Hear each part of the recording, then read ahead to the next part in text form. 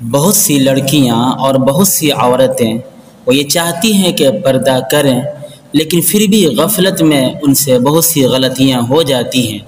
ان سے عرض یہ ہے، کہنا یہ ہے کہ جو کپڑے استعمال کریں انہیں پہلے دیکھ لے کہ وہ کپڑے باریک اور بالکل پتلے تو نہیں ہیں، یعنی ان کو پہن کر بدن جھلکتا تو نہیں ہے، اس طرح دیکھ لینا چاہیے۔ اگر اس طرح کا کپڑا ہے تو انہیں ریجیکٹ کر دینا چاہیے یا انہیں ڈبل کر دینا چاہیے، کچھ روپے اور ملا کر ان سے بہتر موٹے کپڑے لے لینے چاہیے۔ ایک دوسری بات یہ ہے کہ انہیں یہ بھی دیکھنا چاہیے کہ ان کا بدن ڈھکا ہوا ہے یا نہیں۔ غفلت میں بہت سی عورتیں بالکل وہ گلا کھلا ہوا چھوڑ دیتی ہیں اور گلے سے نیچے بھی کھلا ہوا رہتا ہے، اور وہ بالکل غفلت میں ہوتی ہیں، انہیں احساس بھی نہیں ہوتا ہے کہ ان سے کتنا بڑا گناہ ہو رہا ہے۔ حالانکہ مردوں کو دیکھا جائے تو مرد تو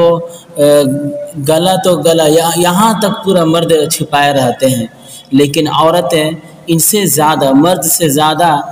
کھولی ہوئی رہتی ہیں۔ حالانکہ عورتوں کو مرد کے مقابلے میں زیادہ اپنے بدن کو چھپانا ہے، اسی میں ان کے لیے کامیابی ہے، اور انہیں معلوم بھی ہے نبی صلی اللہ علیہ وسلم کی جو حدیثیں ہیں، قرآن کی جو آیتیں ہیں، ان کا خلاصہ انہیں معلوم ہے کہ اپنے بدن کو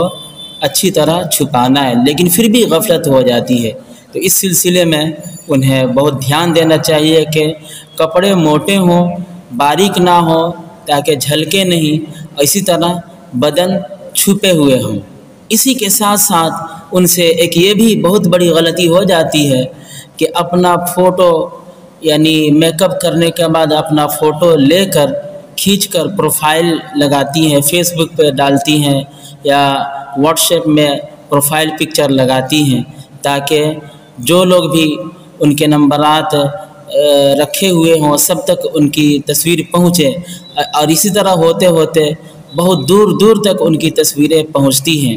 تو میں یہ کہنا چاہتا ہوں کہ یہ بے حیائی ہے، بے شرمی ہے، یہ ایمان کی کمی ہے۔